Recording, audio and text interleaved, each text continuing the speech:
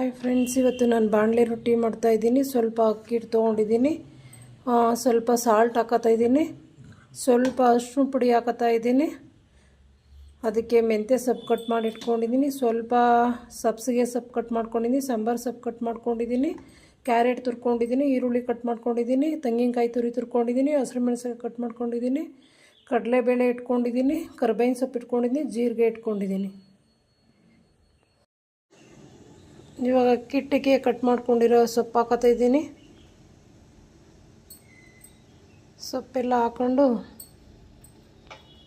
ಎಲ್ಲ ಚೆನ್ನಾಗಿ ಮಿಕ್ಸ್ ಮಾಡ್ಕೊತೀನಿ.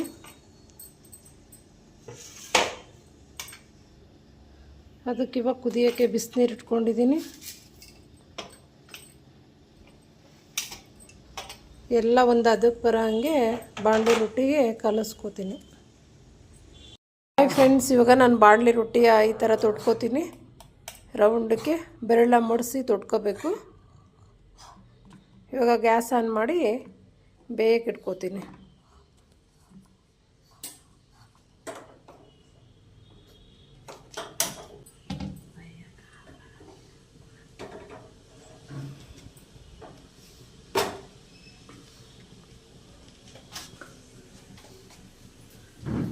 ಆ ಬಾಣಲೆನ ಸುತ್ತಲೂ ಹಂಗೆ ತಿರ್ಗಿಸ್ಕೊತಾ ಹೋಗ್ಬೇಕು. ಅದು ರೊಟ್ಟಿ ಬೇಯೋಕ್ಕೆ ಒಂದೇ ಕಡೆ ಇದು ಮಾಡಬಾರ್ದು.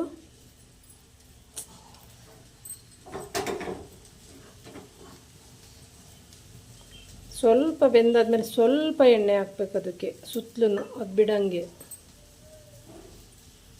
ಬಾಣಲೆ ರೊಟ್ಟಿ ರೆಡಿ ಆಗಿದೆ. ಅದಕ್ಕೆ ನಾನು ಸ್ವಲ್ಪ ಕಾಯಿ ಚಟ್ನಿ ತೊಗೊಂಡಿದ್ದೀನಿ, ಸ್ವಲ್ಪ ಬೆಣ್ಣೆ ತೊಗೊಂಡಿದ್ದೀನಿ, ಸ್ವಲ್ಪ ತೆಂಗಿನಕಾಯಿ ಚಟ್ನಿ ತೊಗೊಂಡಿದ್ದೀನಿ. ಅದ್ರ ಜೊತೆ ತಿಂದರೆ ಬಾಣಲೆ ರೊಟ್ಟಿ ತುಂಬ ಚೆನ್ನಾಗಿರುತ್ತೆ. ಫ್ರೆಂಡ್ಸ್, ಇವಾಗ ಬಾಣಲೆ ರೊಟ್ಟಿ ರೆಡಿಯಾಗಿದೆ. ಸ್ವಲ್ಪ ನಾನು ಬೆಣ್ಣೆ ತೊಗೊಂಡಿದ್ದೀನಿ, ಸ್ವಲ್ಪ ಕೆಂಪು ಚಟ್ನಿ ತೊಗೊಂಡಿದ್ದೀನಿ, ಸ್ವಲ್ಪ ಕಾಯಿ ಚಟ್ನಿ ತೊಗೊಂಡಿದ್ದೀನಿ. ಇದು ಬೆಣ್ಣೆ ಜೊತೆ ತಿಂದರೆ ತುಂಬ ಚೆನ್ನಾಗಿರುತ್ತೆ.